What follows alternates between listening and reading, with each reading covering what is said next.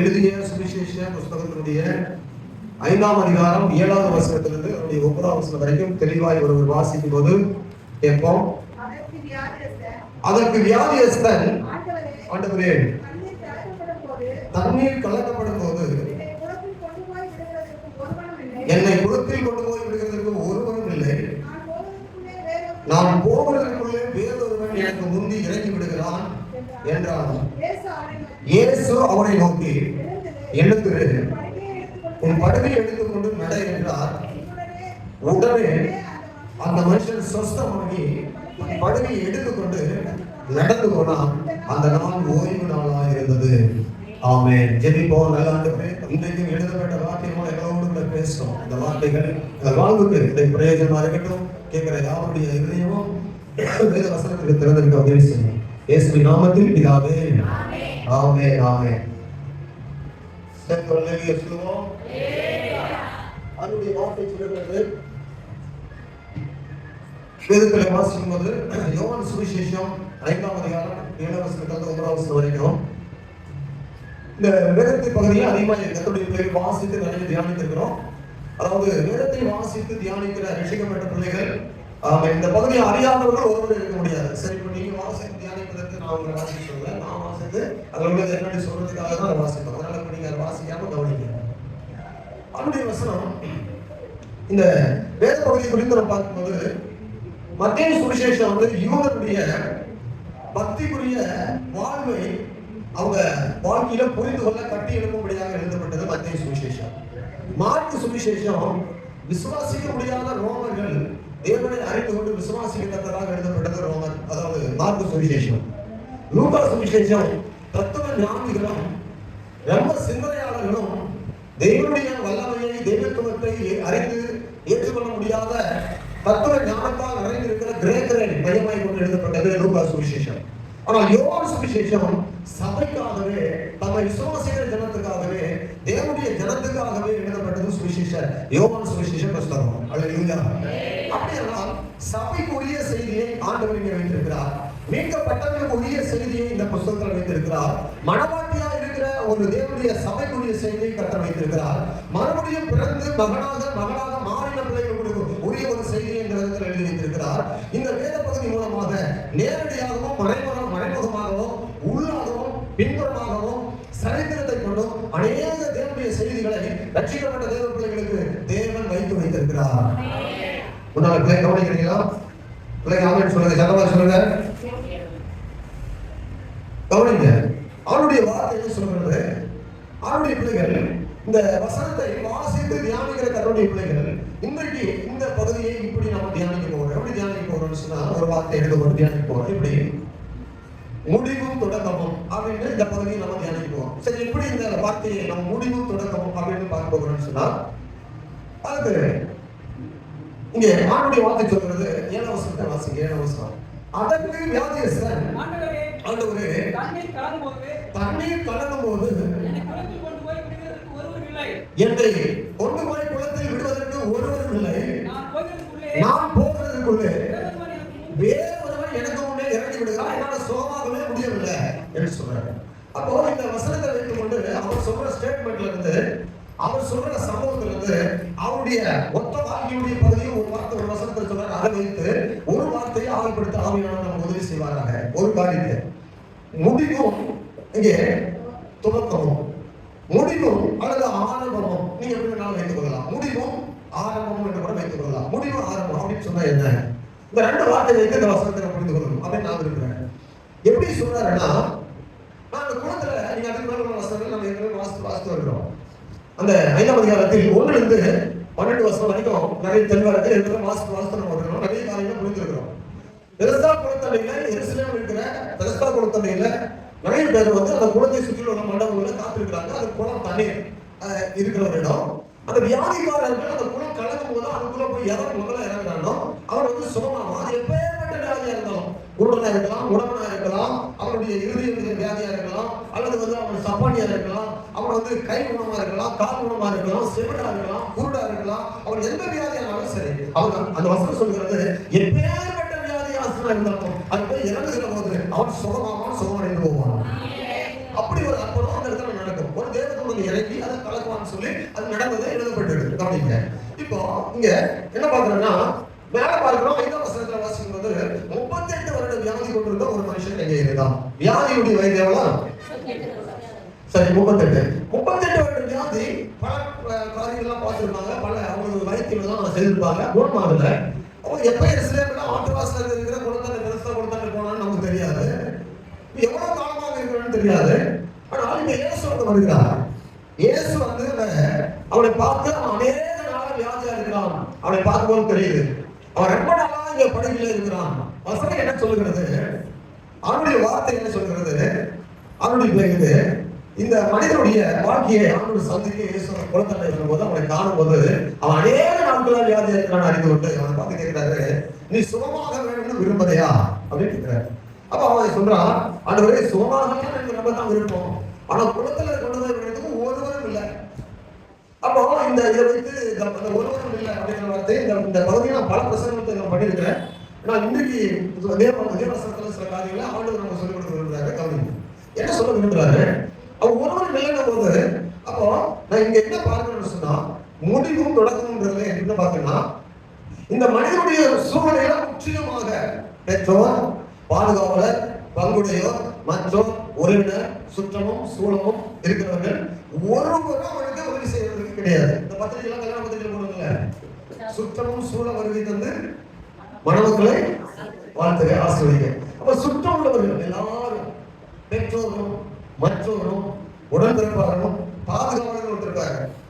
அப்பா அம்மா இல்லைன்னா பாதுகாவலர் ஒருத்தருப்பாரு. டிசியில கைது போடும்போது கீழே வந்து பேரண்ட் கார்டியன், பாதுகாவலர், இந்த கார்டியன். இப்ப இவனுக்கு டோட்டலா எல்லாத்தையும் சுத்தி பார்த்தா குழந்தை கொண்டு போய் விடுறதுக்கு ஒருத்தர் கிடையாது. இவன் சோனாக விடுறான், காத்து கொண்டிருக்கான். அப்படின்னா ஒரு காரியத்துல ஒரே வார்த்தை சொல்லுவாங்க, இந்த உலகம் மொத்தமா அவனுக்கு க்ளோஸ், அவன் இருக்கிற உயிரோட. ஆனா உலகத்தில் ஒரு மனிதனும் அவனுக்கு முடிவுல அவன் வாழ்க்கையில கைவிடப்பட்டா யாருடைய உதவியும் அங்க கிடையாது. இந்த பெருசா குளத்தண்டை 38 வருடமா இருக்கிற வியாதியுள்ள மனிதனுக்கு மாத்திரமல்ல, இந்த உலகத்துல வாழ்கிற அத்தனை மனிதர்களுக்கும் ஒரு நாள் அப்படிப்பட்ட நிலை வரும் என்பது வேத சாத்தியம்.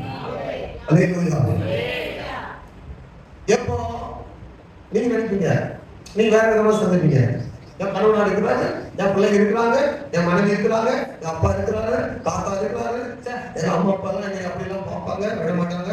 ஓகே, நீங்க சொல்றதெல்லாம் உண்மைதான், இதெல்லாம் இருக்கதான் செய்யும். ஆனா இங்க இவனை வைத்து பார்க்கும்போது அல்லது உங்க சூழ்நிலையை வைத்து வரும்போது தியானிக்கும் போது கண்டிப்பா தெரியும், ஒரு சூழ்நிலை வரும்போது ஒருவரும் இல்லை என்கிற ஒரு நிலை வரும், மருத்துவரும் இல்லை என்று சொல்ற நிலை வரும்.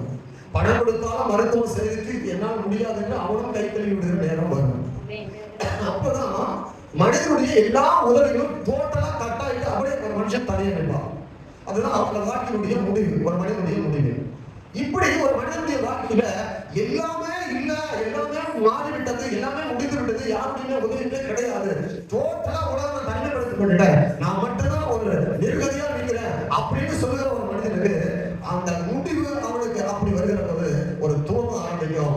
தேவனுடைய கரம், நம்ம படித்த தெய்வத்துடைய கரம் அவனுக்கு நேரம் வரும். அது அப்பதான் அவனுக்கு ஆரம்பம். மனிதனுடைய எல்லா சூழலும் ஒரு முடிவுக்கு வரும்போது படைத்த சிருஷ்டித்த நம்ம உருவாக்கிய மனுக்குலத்துக்கு உயிர் கொடுத்த தேவன் அப்பதான் வந்து ஆரம்பிப்பார். மனிதனுடைய டோட்டலா எல்லா காரியங்களும் முடிவு வந்து தேவன் வந்து ஒரு ஆரம்பத்தை நமக்கு உண்டு பண்ணுவார். அது சொல்லுங்க, நீங்க அனுபவிச்சிருக்கீங்க. நிறைய காரியங்கள், நிறைய அனுபவங்கள்லாம் வந்திருக்கோம், நிறைய வாழ்க்கையில பட்டிருக்கோம், நிறைய காரியங்களை பார்த்திருக்கோம். இந்த நேரத்துல நம்ம அப்படித்தான் நான் இருந்தேன், இந்த நேரத்துல எனக்கு யாருமே கிடையாது, அப்படித்தான் நல்லா இருந்திருக்கிறேன். நிறைய நேரங்களில் உங்களை அனுபவபூர்வமா வந்திருப்பீங்க. அப்படிலாம் நான் இருந்துதான் வந்தேன். ஆமா, அப்போ வந்து என்னுடைய வாழ்க்கைக்கு அவர் தான் மூச்சை கொடுத்தாரு, ஒரு நம்பிக்கை கொடுத்தாரு, வாழ்றேன் அப்படின்ற நிலைமைக்கு நம்ம வந்திருப்போம். கண்டிப்பா எல்லாருக்குமே அந்த அனுபவங்கள் இருக்கும். அப்போ இங்க நம்ம என்ன பார்க்கணும்னு சொன்னா, ஒரு மனிதனுடைய வாழ்க்கையுடைய முடிவு இந்த பூமியில எல்லாமே இல்லைன்னு முடியும் போது ஆண்டவர் அங்கிருந்து ஒரு மனிதனுடைய வாழ்க்கை தோங்க பாருங்க. அதுதான் பியூட்டிஃபுல்லான ஒரு அருமையான அழகான வாழ்க்கை. அந்த மனிதனுக்கு தெரியும், அந்த மனிதன் கண்டுபிடிப்பா, ஓ உலகம்னா இவ்வளவுதான், உறவுனா இவ்வளவுதான், பாடம்னா இவ்வளவுதான், மருத்துவம்னா இவ்வளவுதான், பலன்னா இவ்வளவுதான், நம்முடைய ஞானம்னா இவ்வளவுதான், நம்முடைய சம்பாத்தியம்னா இவ்வளவுதான், நம்முடைய சொத்துனா இவ்வளவுதான், நம்முடைய வீடுகள்னா இவ்வளவுதான், இவ்வளவுதான் அப்படின்ற ஒரு நிலைமைக்கு வருவான். அப்பதான் நம்ம தொடர்பாக வாழ்க்கையை ஆரம்பித்தேன். சொல்லுங்க. அப்ப இது வழியாக நம்ம நிறைய அனுபவங்கள் பட்டிருப்போம், நிறைய வாழ்க்கையில் நம்ம வந்து அனுபவிச்சிருப்போம். இது வரைக்கும் அனுபவிச்சு வந்திருப்போம், சூழ்நிலை வந்திருக்கும். பார்த்தீங்கன்னா அந்த சூழ்நிலை யாருமே இல்லையே அப்படின்லாம் வந்திருக்கோம்.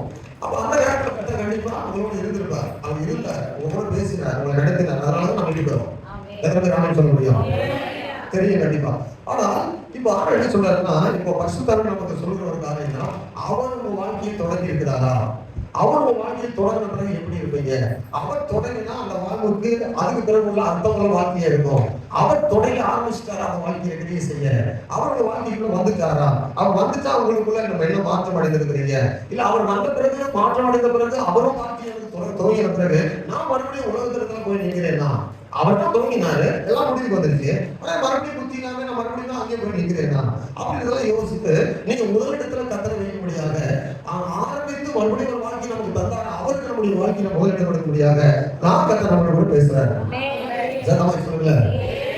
அப்போ இங்க என்ன ஆவியானவர் விரும்புறாரு அப்படின்னா, முடிவும் ஆரம்பமும் அல்லது முடிவும் தொடக்கமும் என்ற இந்த தலைப்பின் கீழ் வருகிறோம். 3 இடத்தை பரிசுத்தாவினுடைய ஒத்தாசையோடு நான் சுட்டி காட்ட உங்களுக்கு விரும்புறேன். 3 இடத்தை மட்டும் சுட்டி காட்ட விரும்புறேன். 3 பகுதி மட்டும் வாசித்து நம்ம ஜெபம் போறோம். 3 பேருடைய வாழ்க்கையில முடிவு வந்தபோது வாழ்க்கையை ஆரம்பித்தார் கர்த்தர். அவ்வளவுதான் அப்படின்ற ஒரு முடிவு வந்தபோது கர்த்தர் ஆரம்பித்தார். அவங்க கர்த்தராக வாழ்ந்தாங்க. சரி, இன்னைக்கு ஆண்டவர் எப்படி என்னை ஆண்டு வளர்க்கிறார், நான் என்னை எப்படி வாழ்ந்து கொள்றேன், கொஞ்சம் யோசித்து பார்த்துட்டு நம்ம வாழ்க்கையில கொண்டு போனா போதும். அதுல 3 பேரை மட்டும் சுட்டி காட்ட விரும்புறேன். 3 சம்பவம் மட்டும். முதலாவது நம்ம வாசிக்கும் போது யாத்திரா புஸ்தகம் 2ஆம் அதிகாரத்துல 1-3 வசனங்களை வாசிக்கிறோம். வேகமா ஒரு 10 நிமிடம். யாத்திரா 2ஆம் அதிகாரம் 1-3 வசனங்கள். லேவியின் குடும்பத்தாரில் ஒருவன் லேவியின் குமாரத்திகளில் ஒருத்தியை விவாகம் பண்ணினான்.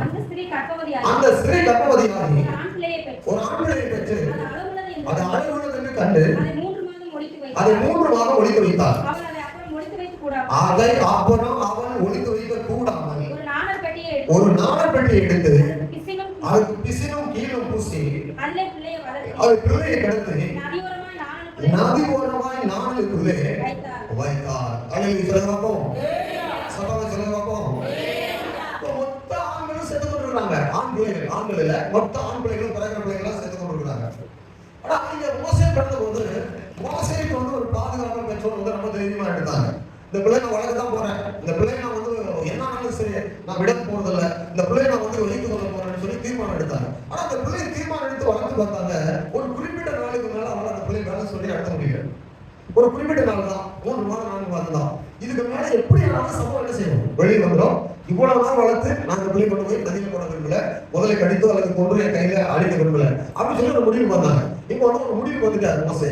எத்தனை வயதுல அந்த வசனம் சொல்லுறது அது பாருங்க. எத்தனை மாசத்துக்குள்ள முடிவு பண்ணிட்டாரு? நல்லா கவனிச்சு பாத்தீங்கன்னா எத்தனை மாசம்? 2 வசனத்தில் அதை 3 மாதம் ஒழித்து வைத்தார். அவர் அதை அப்புறம் ஒழித்து வைக்க கூடாமல், அவ்வளவுதான், இதுக்கு மேல என்ன செய்ய முடியாது, ஒரு முடிவு வந்துட்டா. இது மேல இவரை வந்து காப்பாற்ற முடியாது, இவரை காப்பாற்ற வழி கிடையாது. யாரு? மோசேயுடைய அம்மாவும் அப்பாவுமே முடிவு வந்தவங்க. இனிமேல் என்ன செய்ய முடியாது, இது மேல இந்த பிள்ளையை நம்ம வந்து வைத்து காப்பாற்றவே முடியாது. இந்த பிள்ளை எந்த விதத்திலும் சாகும் சொல்லப்படும், இந்த பிள்ளையை அடிக்க வேண்டியது இருக்கும். அதனால இந்த பிள்ளையை நாங்க கொள்வதை நாங்க விரும்பல அப்படின்னு சொல்லிட்டு ஏதாவது தேவனுடைய இதுக்கு உதவி செய்தா செய்யட்டும், இதை நாங்க வளர்த்துட்டோம், இந்த பிள்ளையை கொண்டு வந்துட்டோம், இந்த பிள்ளைக்கு ஆண்டவருடைய உதவி வந்தா வரட்டும் அப்படின்னு சொல்லி கொண்டு போய் 4 பெட்டிக்குள்ள வச்சுட்டாங்க. ஒரு முதல்ல அதில் நிறைய சொல்லுவாங்க, முதல்ல கடிக்காத அளவு தீ பூசினாங்க, வாசனையா இருந்துச்சு அப்படி இப்படி முதலைக்கு நிறைய உள்ள இடம் சொல்றாங்க. ஆனா அவங்களுக்கு என்ன பண்ணா, ஒரு வேலை தேவனால காப்பாற்றப்பட்டு யாரோட கையில கிடைச்சி இந்த பிள்ளை உயிரோடு. ஆனா எப்படியுமே ஒரு ஆண் பிள்ளைன்னு சொன்னா பார்வனா இருந்தாலும் இஸ்ரவேலா இருந்தாலும் யாரா இருந்தாலும் அவங்க பிள்ளைன்னு சொல்லி கொண்டு போய் வெளியில காட்டினா அது ஆண் பிள்ளைனா கொள்ளதான் செய்யணும், வேற வழியே கிடையாது, எப்படின்னா கொள்ளதான் செய்யணும். ஆனா அதையும் தாண்டி தேவ செய்யலாம், இந்த பிள்ளை உயிரோடு இருக்குன்னு சொன்னா இந்த பிள்ளையை காப்பாற்றி கத்தர் ஏதாவது ஒரு வழி வைத்திருந்தாலும் வச்சிருக்கட்டும், நான் கொண்டு போய் வைக்கிறது தான் வச்சாங்க. இங்க என்ன பாக்குறோம்னா, ஒரு முடிவு யாருக்கு வந்தது? சத்தமா சொல்லுங்க. 3 மாதத்திலே முடிவு வந்தது. எத்தனை மாதத்துல முடிவு வந்தது? வாழ்க்கை. அப்போ இந்த 3 மாதத்திலே முடிவுக்கு வர வாழ்க்கை தான் தேவன் அடிய ஆரம்பித்தார். அந்த வசனம் சொல்றதுக்கு அந்த நேரத்தில் பார்த்து, அந்த இடத்துல பார்த்து பார்வோனுடைய குமாரத்தை கொண்டு போய் ஆண்டவர் நடத்தி அவருடைய கண்களிலே கிருபை கிடைத்து அந்த பிள்ளையை காப்பாற்ற வைத்தார். அல்லேலூயா. அடுத்த வசனம் சொல்கிறது, அதுக்கு அடுத்த வசனங்களை பார்க்கும்போது, பார்வோனுடைய குமாரத்தி நதியில் ஸ்நானம் பண்ண வந்தால் அவருடைய தாதிகள் நதியோரத்தில் விளாவினார்கள். அவள் நாணலுக்குள்ளே இருக்கிற பெட்டியை கண்டு தன் தாதியை அதை திறந்த போது பிள்ளையை கண்டால் பிள்ளை அழுதது, அவள் அதன் மேல் இரக்கமுற்று, இது எபிரேய பிள்ளைகளில் ஒன்று என்றால். பாருங்க, அந்த இரக்கம் கிடைக்கும்படியாக ஆண்டவருடைய இரக்கத்தை மோசேக்கு கிடைக்க வைத்தார். ஆமென். இங்கே பாதுகாப்பும் பராமரிப்பும் முடிந்தது, இனி முடியாது என்ற ஒரு நிலைமை வந்தது. நிறைய பிள்ளைகளை பெற்றெடுத்த பிறகு சொல்லுவாங்க, டாக்டர் இந்த பிள்ளைங்க வந்து ஒரு டிசீஸ் இருக்குது, இந்த பிள்ளை பிழைக்காதுன்னு டாக்டர் காரணம் சொல்லுவாங்க. அந்த பிரச்சனை இந்த பிரச்சனை சொல்லுவாங்க. அவன் மருத்துவர்கிட்ட போவோம், மருத்துவர் வந்து இன்னொரு மருத்துவரிடத்துல போங்க, அதை காப்பாற்ற முடியுமான்னு கேட்கணும். அங்க போன்னு சொல்லுவாங்க, நான் மருந்து கொடுத்து பாருன்னு சொல்லுவாங்க. மருந்து கொடுத்து 2 மாதம் ஆனே நான் சொல்றேன் ரிசல்ட் சொல்லுவாங்க. பிறகு 2 மாதம் மருந்து கொடுத்து பார்த்துட்டு பிள்ளை என்ன முடியாது அவ்வளவுதான் சொல்லுவாங்க. அப்ப முடிவு நிறைய இந்த உலகத்துல முடிவுகளை நம்ம பார்க்கிறோம். இந்த மோசேயுடைய வாழ்க்கையில ஒரு பிள்ளையா இருக்கும்போது இவன் முடிவை கண்டவன், தேவனுடைய கரத்துடைய ஆரம்பத்தை கண்டவன். சிறந்த சொல்லுங்க. இப்படி நம்முடைய வாழ்க்கையில முதலாவது நம்ம எதை பார்க்கிறோம்னு சொன்னா, தேவனுடைய பாதுகாப்பும் பராமரிப்பும் நமக்கு ஆரம்பித்தது. எங்கே ஆரம்பித்தது? ரட்சிப்பில் ஆரம்பித்தது, இயேசு மேல வைக்கிற விசுவாசத்தில் ஆரம்பித்தது, ஆண்டவரை நம்புவதனால, ஞானஸ்நானம் பெற்றதுனால, கர்த்தருடைய பிள்ளைகளாய் மாற்றப்பட்டதுனால, தேவனுடைய கண்களில நமக்கு ஒரு கிருபை கிடைத்து இரக்கம் பெற்று நாமும் மோசையை போல வாழ ஆரம்பித்திருக்கிறோம். அப்படி இனி வரும் வாழ்க்கை கவனிங்க. மோசை வளர்த்தவரை அம்மா சொல்லிருக்கணும். அம்மா தானே வளர்த்தா? அம்மா என்ன சொல்லிருக்கணும்? சரியான வயது வரும்போது என்ன சொல்லிருக்கணும்? சரியா நீங்க உங்க தியானத்துல சொல்லுங்க, ஏய் நீ செத்துட்டேன்னு சொல்லி நான் முடிவு பண்ணிட்டோம். நாடல் பெட்டியில் வைத்து கொண்டு போய் நதியில வைக்கும் போது நீ செத்து போயிட்டு முடிவு பண்ணிட்டோம். ஆனா நீ வீரோடு இருக்கிற, நீ வளர்ந்துட்ட, பிள்ளை ஆயிட்ட, உங்களுக்கு 6 வயசு ஆச்சு. நீ எங்க போய் இருக்க போற தெரியுமா? பார்வோனுடைய அரண்மனையில் வளர போகிற. ஆனா வளர்ந்து வரும்போது நீ யார் என்பதை நீ மறந்துடக்கூடாது. நீ முடிவு கட்டப்பட்டவன், நீ வந்து கொலைக்கு நியமிக்கப்பட்டவன். உன் வாழ்க்கையை அழிந்து தொலைந்து உன்னை போல உள்ள கோடிக்கணக்கான லட்சக்கணக்கான பிள்ளைகள் அழிந்து கொண்டது. ஆனா நீ வீரோடு இருக்கிறது ஒரு நோக்கம் உண்டு, அதை மறந்துடக்கூடாது. அப்படின்னு தாய் கண்டிப்பா என்ன செய்யணும்? சொல்லிருக்கணும். அதனால வளர்ந்து வரும்போது தன் சகோதரனை பார்க்க போனான். அப்போ ஒரு ஆரம்பத்தை எனக்கும் கத்தர் வைத்திருந்தால், எனக்கு ஒரு உபதேசத்தை கத்தர் கொடுக்கிறத வளர்த்திருந்தால், நம்முடைய நடை, நம்முடைய பார்வை, நம்ம சிந்தை, நம்ம யாருடைய ஜென்மம், நம்ம யாரை விசாரிக்கணும், நம்ம யாரோடு இருக்கணும், நம்ம யாரை சேர்ந்தவர்கள்ங்கிற ஒரு அறிவோடு நம்ம வளரணும்னு சொன்னா, இந்த உலகம் ஏற்கனவே ஒரு முடிவு உண்டாச்சு. மறுபடியும் உலகத்திலே போய் உலகம் பார்க்கணும் பிசாசு, அந்த உலகம் எகிப்து, இந்த உலகத்திலே போய் உறவு கொண்டு பார்வனுடைய அரண்மனையில் உட்கார்ந்து வாழ்வது என்பது எனக்கு ஒத்து வராத ஒரு காரியம். ஏன்னு சொன்னா, நான் ஏற்கனவே முடிவு உண்டாக்கப்பட்டேன். இனி என்னுடைய வாழ்க்கை இப்படி கிடையாது. என்னுடைய வாழ்க்கையை வேறுமா தான் தொடங்குது. நான் இவரைய ஜனங்களுக்காக தான், இஸ்ரவேல் ஜனங்களுக்காக தான் வாழ்ந்து கொண்டிருக்கிறேன் அப்படின்னு நம்ம யோசித்து தீர்மானம் எடுத்திருந்தா கண்டிப்பா ஆணுடைய பிள்ளையாக அவன் வாழ்ந்துக்க முடியும். அதனாலதான் அந்த வசனம் சொல்கிறது, அந்த 24 அதாவது 11 வசனத்துல எவ்வளவு சொல்லப்படுது, இனி தான் பார்வோனுடைய குமாரத்தின் மகன் எனப்படுவதே அவன் வெறுத்தது.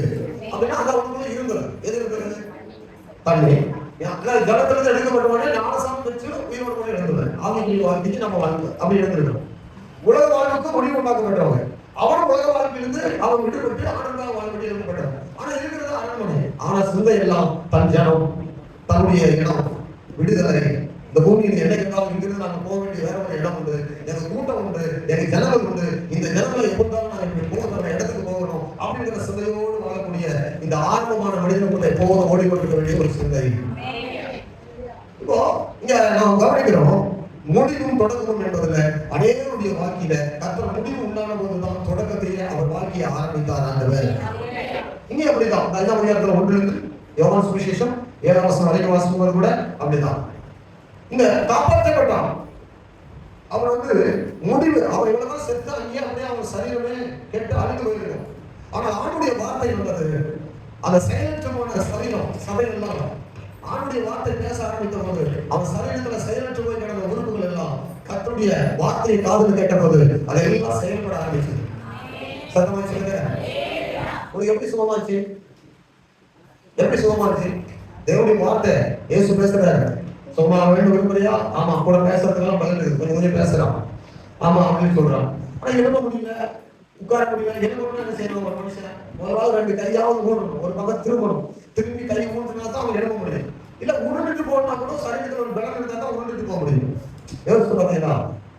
அப்போ கையை தான் ஊட்டி எழுத முடியும்னா கைதான் செயல்பட்டு போனா சரீரத்தில் பலம் இருந்தா உருண்டுட்டு போயிடலாம்.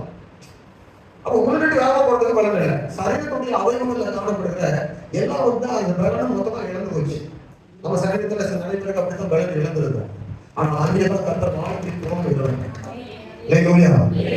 அவருடைய வார்த்தை கேட்டபோது, நீ எழுந்துன்னு சொன்ன போது அந்த சரீரத்துல காணப்பட்ட அவயத்துல காணப்பட்ட செயலற்ற நிலைமை எல்லாம் உயிர் பெற ஆரம்பித்தது.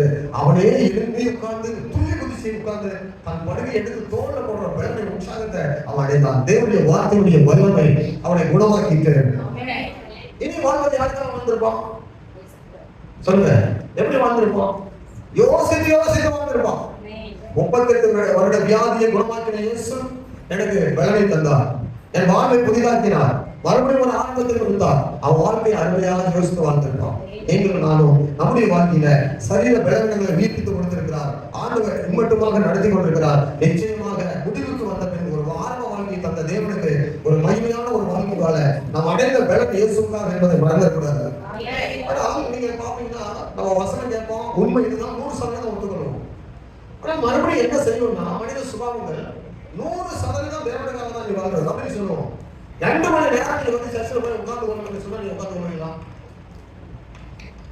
எத்தனை பேர் உட்காருங்க 2 மணி நேரம்? உங்களுக்கு 1 நேரம் பார்த்து சொல்றேன். 2 மணி நேரம் சர்ச்சில் போய் உட்கார்ந்து கொள்ளுங்க, சர்ச்சில் கூட்டி உட்கார்ந்து கொள்ளுங்க அப்படின்னு சொன்னா எத்தனை பேர் 2 மணி நேரம் உட்கார்ந்து கொள்ளுங்க? கை வைத்து காட்டுவாங்க. ஓ இது 2 பேரும் ஒரு கொடுத்துட்டாங்க. உங்களுக்காக ஆண்டவருக்கு ஸ்தோத்திரம். முதல் வருஷத்துல உள்ளவங்களே புரியல, எத்தனை சொல்றேன் என்னால உள்ளவங்க புரியுது. ஆனால் ஒரு வாழ்விலே துவங்கி இருக்கிறாரு. அழுகி போன செயலற்ற போன சரீரத்தினுடைய அவயவங்கள்ல பலமற்று போன சரீரத்துல தான் கர்த்தர் உயிரோடு வச்சிருக்கிறாரு. உயிர் வாழ்வதே அப்படிதான் இருக்கிற. ஆனால் வாழ்வதற்கு ஆண்டவர் சொல்லுகிற காரியங்கள் செயல்படுவதற்கு நிறைய பேருக்கு அந்த யோசனையே வரல. அப்படின்னா அந்த அளவுக்கு உணர்வு அவங்களுக்கு இல்லாததுனாலதான் ஆண்டவர் மீண்டும் மீண்டும் பேசுறாரு. சரி, ஒன்று மோசையுடைய வாழ்வு முடிவுக்கு வந்ததை கர்த்தர் ஆரம்பித்தார். இரண்டாவது இன்னொரு மனுஷன் 7ஆம் அதிகாரம் லூக்கா சுவிசேஷம் 7ஆம் அதிகாரம் 11-14 வேகமா வாசிங்க. ஆமா, கர்த்தர் ஸ்தோத்திரம். வாசிப்போமா? மறுநாளிலே நாயின் என்னும் ஊருக்கு இயேசு போனார். அவருடைய சீசர்கள் அநேக திரளான ஜனங்களும் அவருடனே கூட போனார்கள். அவர் ஊரின் வாசலுக்கு சமீபத்த போது மரித்து போன ஒருவனை அடக்கம் பண்ணும்படி கொண்டு வந்தார்கள். அவருடைய தாய் தன் ஒரே மகனுக்காக அவளோ மகனாக இருந்தால், ஒரே மகனாக இருந்தால் அவன், அவளோ கைம்பெண்ணாக இருந்தால், ஊராரில் வெகு ஜனங்கள் அவர்களுடனே கூட வந்தார்கள். கர்த்தர் அவளை பார்த்து அவர்கள் மனதுருகி அழாதே என்று சொல்லி கிட்ட வந்து பாடையை தொட்டால் அதை சுமந்தவர்கள் நின்றார்கள். அப்பொழுது அவர் வாழைவிட எழுந்து என்று உனக்கு சொல்லுகிறேன் என்றார். மரித்தவன் எழுந்து உட்கார்ந்து பேச தொடங்கினான். அவனை அவன் தாய் இடத்தில் ஒப்புவித்தார். எல்லாரும் பயமடைந்து மராத்திரதரிசியானவர் நமக்குள்ளே தோன்றி இருக்கிறார் என்றும் தேவன் தமது ஜனங்களை சந்தித்தார் என்றும் சொல்லி தேவனை மையப்படுத்தினார்கள். ஆமென். இது புரியுதா? சத்தமாக சொல்லலாம். வாசிக்கிற வசனம் புரியுதான்னு கேட்டேன். புரியுதா உங்களுக்கு? மரித்து போன ஒரு வாலிபன் எடுத்துக்கொள்ள வரப்படுகிறான். நாளைக்கு இந்த பட்டணத்திலிருந்து வெளியே வருகிறான். வாசலுக்கு வெளியே இவர் எதிர்கொண்டு ஒரு கூட்டத்தோடு போகிறார். அவன் போகிற போது அங்கே போகிறதான வழியில பார்க்கிறோம், சந்தித்து இந்த பாடையை கொடுக்கிற ஜனத்தையும் அவருடைய தாயுடைய நிலைமை கண்டு ஆண்டவர் அவர்கள் மனதுருகி பாடையை தொட்டு அழாதே என்று சொல்லி தைரியப்படுத்தி அந்த பாடையை தொட்டு அந்த மரித்து போனவனை எழுந்திருந்து சொன்னாரு. அவன் எழுந்திருந்தான்.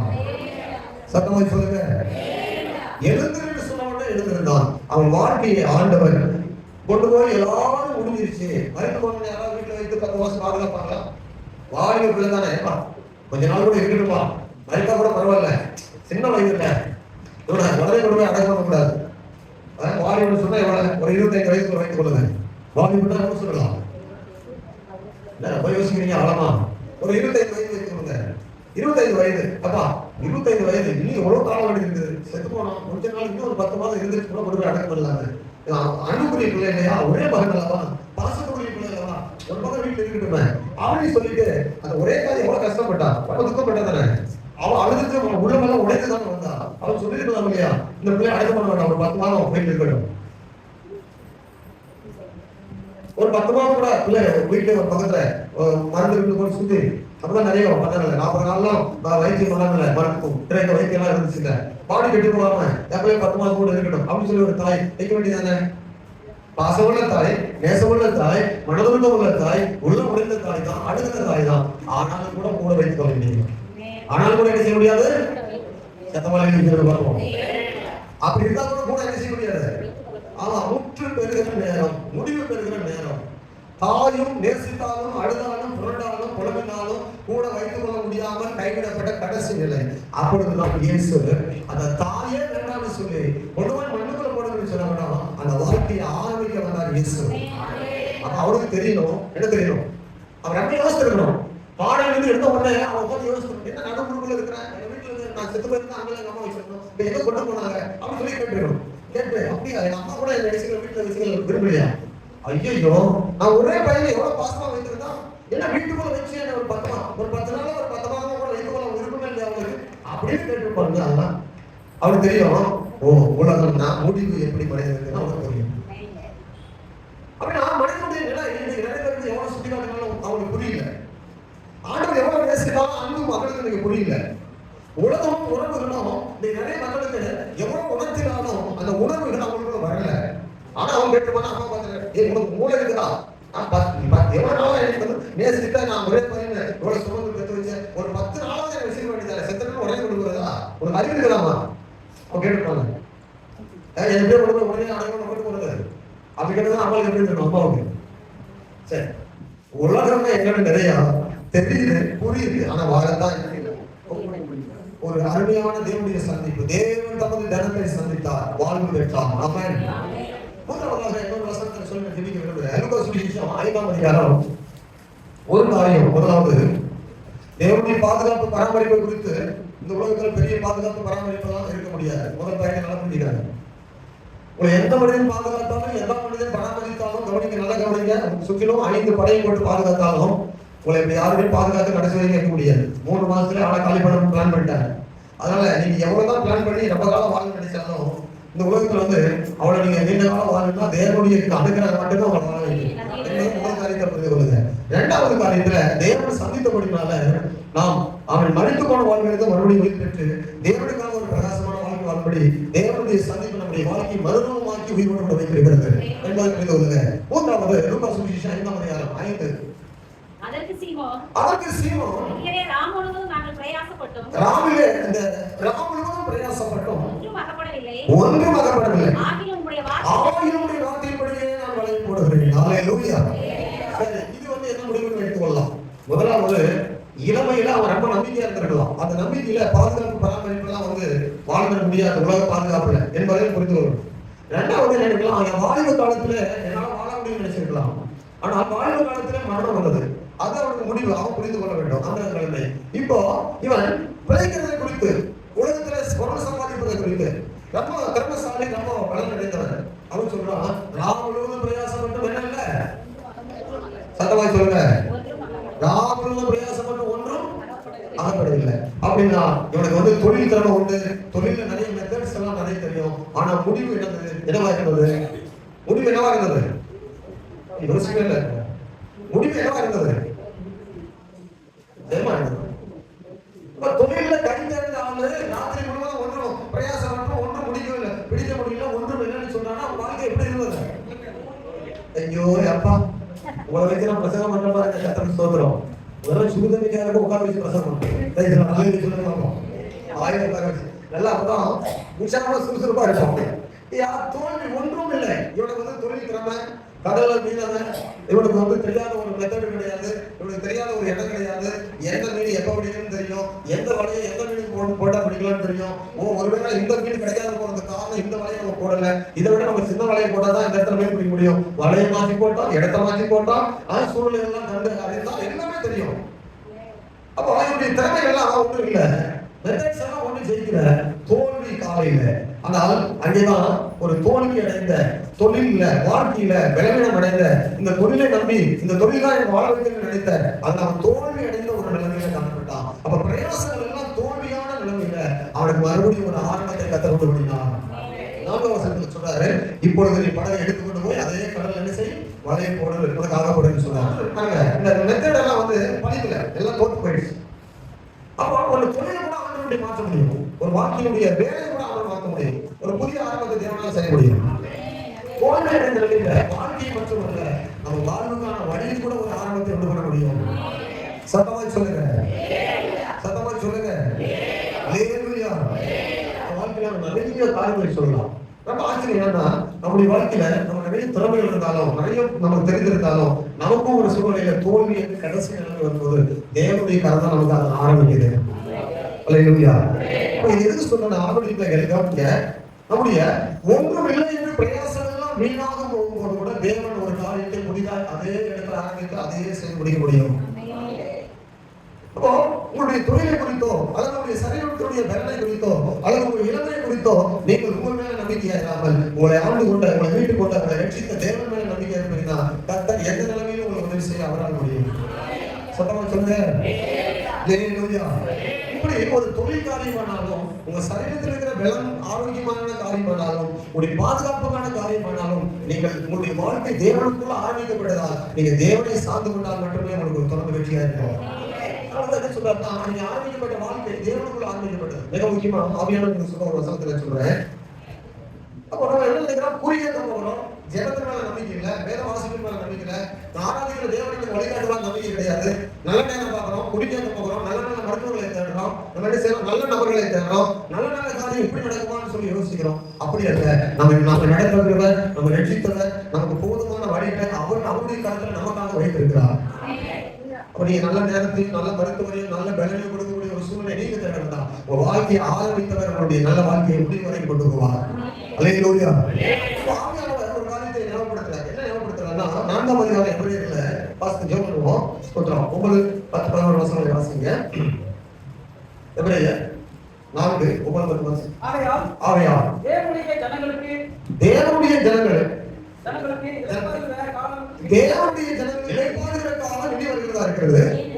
ஏனெனில் அவருடைய இளைப்பாறுதலில் பிரவேசித்தவன் தேவன் தம்முடைய கிரியைகளை முடித்து ஓய்ந்திருக்கிறது போல தானும் தன் கிரியைகளை முடித்து ஓய்ந்திருப்பான்.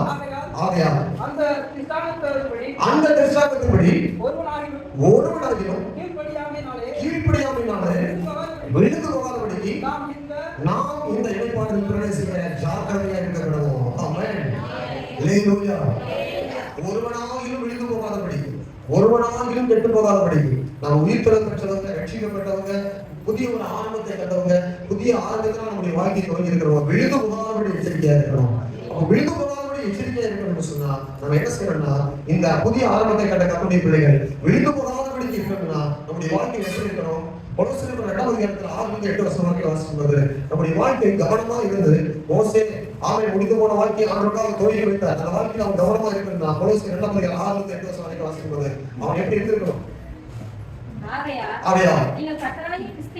நீங்கள் கர்த்தராகிய கிறிஸ்து இயேசுவை ஏற்றுக்கொண்டபடி அவருக்குள் வேர் கொண்டவர்களாகவும் அவர் மேல் கட்டப்பட்டவர்களாகவும் அவருக்குள் நடந்து கொண்டு நீங்கள் போதிக்கப்பட்டபடியே விசுவாசத்தில் உறுதிப்பட்டு சோதனத்தோடு அதனை பெருகுவீர்களாக. நாம் விழுந்து போகாதபடி இருக்கணும்னா என்ன சொல்றாருன்னா நீங்கள் கர்த்தராகிய கிறிஸ்து இயேசுவை ஏற்றுக்கொண்டபடியே அவருக்குள் வேர் கொண்டவர்களாகவும் அவர் மேல் கட்டப்பட்டவர்களாகவும் அவருக்குள் நடந்து கொண்டு அவருக்குள் வேர் கொண்டு இருந்தால் தான் நீங்க விழுந்து போகாம இருக்க முடியும். இயேசுக்குள் எப்படிப்பட்டவர்களா இருக்கணும், வேர் கொண்டவர்களாகவும் அவர் மேல கட்டப்பட்டவர்களாகவும். சத்தமா சொல்லுங்க. அல்லேலூயா. வேர்னா இந்த ஆவியானவர் சொல்லுவாங்க, எவ்வளவுதான் மரத்தில் காற்றடித்து மழை வந்து எவ்வளவுதான் புயல் அடித்தாலும் எந்த பக்கம் சாய்ந்தாலும் உறுதியாகவே இருக்கும். எவ்வளவு போராட்டமானாலும் அந்த மரம் வந்து விழுந்து போகாது. ஆனா சபைக்குள் வேர் விடணும், இயேசுக்குள்ள வேர் விடணும், வசனத்துக்குள்ள வேர் விடணும். நீங்க யாருடைய பிள்ளைகள் விசுவாசத்துல வேர் கொண்டதாக தேவன் மேல கட்டப்பட்டிருக்கணும். அல்லேலூயா. அப்படின்னா ஒருபோதும் நீங்க விழுந்து போக மாட்டீங்க. அப்போ ஆண்டவர் ஒரு புதிய ஆரம்பத்தை கொடுத்த தேவனுக்காக நீங்கள் ஆண்டவர் வரும்போது கவனிங்க. இந்த பூமியில ஆண்டவர் வரும்போது எதை ஆண்டவர் இடத்துல எதிர்பார்ப்பார்? நம்ம இடத்துல எதிர்பார்க்கணும் ஒன்றே ஒன்றுதான் எதிர்பார்ப்பார். என்ன எதிர்பார்ப்பார்? யாரையும் சொல்ல முடியுமா? சொல்லுங்க. யாரும் சொல்ல மாதிரி ஒரே ஒன்றுதான். பூமியில மனுஷன் வரும்போது விசுவாசத்தை காண்பார். விசுவாசம் இருந்தா எல்லாமே இருக்கு. சதவா சொல்லுவோம். விசுவாசம் இருந்தா ஜெபம் இருக்கும், ஜெபம் இருந்தா பரிசுத்தம் இருக்கும், பரிசுத்தம் இருந்தா நீதி இருக்கும், நீதி இருந்தா ஆண்டோட நடக்கிற அனுபவம் இருக்கும், ஆண்டோட நடக்கிற அனுபவம் இருந்தா அவருடைய வாழ்க்கையில அற்புதங்கள் இருக்கும், அற்புதங்கள் நடக்கிறதா இருந்தா கர்த்தருடைய வெளிப்பாடுகள் வாழ்க்கையில காணப்படும். அந்த விசுவாசம் இருந்தா கீழ்ப்படுதல் இருக்கும், கீழ்ப்படுதல் இருந்தா செயல்பாடுகளும், செயல்பட்டா நிறைய நன்மைகளை பெற்றுக்கொள்ள முடியும். தேவன் பூமியில வரும்போது, ஆண்டவர் இயேசு பூமியில வரும்போது அவர் இடத்துல எதிர்பார்க்கிற ஒன்றே ஒன்று விசுவாசம் இருக்குதா? சத்தமாய் சொல்லுங்க பாப்போம். விசுவாசம் இருந்தா கண்டிப்பா எல்லாமே வரும். ஏன்னா விசுவாசத்தினாலதான் எல்லாமே ஆரம்பமாகும். விசுவாசம் இல்லாவிட்டா ஜெபம் இருக்காது, ஜெபம் இல்லாவிட்டா பரிசுத்தம் இருக்காது, பரிசுத்தம் இல்லாவிட்டா நீதி இருக்காது, நீதி இல்லாவிட்டா அசுத்தம் இருக்கும், அதுக்கு மேல ஒண்ணுமே இருக்காது. இப்போ இந்த வசனத்தை கேட்கிற நம்முடைய வாழ்க்கையில ஆரம்பம் பண்ணின நம்முடைய வாழ்க்கையில தேவன் புதிதாக கொடுத்த ஆரம்பமாக்கின வாழ்க்கையில விசுவாச அந்த மேற்கொண்ட அனுபவம் இயேசு மேல வைத்த அந்த மேற்கொண்ட அனுபவம் இருக்குதா என்பதை பார்க்கணும். அவன் பெற்றோரும் வெள்ளமும் தொழிலும் நம்மை விட்டு முடிவுக்கு வந்தாலும் அங்கே இருந்து ஆண்டவர் தொடங்குவார். கவனிங்க, பெற்றோரும் மற்றவரும் உறவினர்களும் உங்களை கைவிட்டாலும் இயேசு அங்கேயும் ஒரு வாழ்க்கையை தொடங்குவார். வெள்ளம் உங்களுடைய சரீரத்துல இல்லாமல் போனாலும் உங்க விளைவினத்தை குறித்து நீங்க ரொம்ப பரிதவிக்காதீங்க. எந்த விளைவினம் இருந்தாலும் அதை குறித்து பரிதவிக்கவே வேண்டாம். அந்த இடத்துல இருந்து அவனுடைய வார்த்தையினால உங்களை வாழ்க்கையை துவங்க வைப்பாங்க. எந்த விளைவினங்களும் உங்களை வந்து அழிக்க முடியாது. ஏன்னா இயேசு ரத்தம் நமக்குள்ள இருக்கு, நம்ம ரட்சிக்கப்பட்டுக்கிறோம். மூன்றாவதாக நாம் பார்க்கிறோம், எந்த தொழிலை கைவிட்டாலும் எந்த வாழ்க்கையில என்னுடைய வருமானம் மாறினாலும் என் வாழ்க்கையில தேவன் ஒரு புதிய துவக்கத்தை விட்டு பண்ணிக்கொண்டே இருப்பாங்க. சத்தமாக சொல்லுங்க. அதை சார்ந்தது அல்ல வாழ்க்கை. தேவனை சார்ந்து வாழ, தேவனுடைய வார்த்தையை கேட்டு வாழ, தேவனுடைய வார்த்தையை கீழ்ப்படுத்த வாழ, ஞாயிற்றுக்கிழமை மட்டும் இல்லாதபடி விசுவாசத்தை காண்பிக்கிறவளாய் வாழ, அனுதினமும் இயேசுவோடு கூட நடக்கிற அனுபவத்தை கத்தர் நமக்கு தந்து நடந்த அவர் சிலுவையில ஆமைப்பட்ட பாடுகளும் ரத்தமும் நம்முடைய வாழ்க்கையில மீட்பை தந்தது, புதிய ஆரம்பத்தை கொடுத்தது என்பதை மறந்துடாமல் அனுதினமும் அவரையே சார்ந்து கொண்டு வாழ கத்தர் ஒவ்வொருவரும் அனுகிரகம் செய்வாராக. படிடுவோம். விசுவாச வாழ்க்கை கிறிஸ்துவோடு கட்டப்பட்ட அனுபவம் நம்முடைய வாழ்க்கையில் இருக்கிறதா? நம்முடைய வாழ்க்கையில இந்த ஒரு புதிய துவக்கத்தை ஆரம்பித்தாரே ஆண்டவர், அந்த புதிய துவக்கம் எனக்குள் வந்திருக்கிறது. அந்த துவக்கத்தை நான் அடைந்த நாள் இப்பொழுது நான் எப்படி ஓடிக்கொண்டிருக்கிறேன் என்பதை யோசித்து நம்மோடு பேசுகிற வார்த்தைகளை ஸ்தோத்திரம் பண்ணி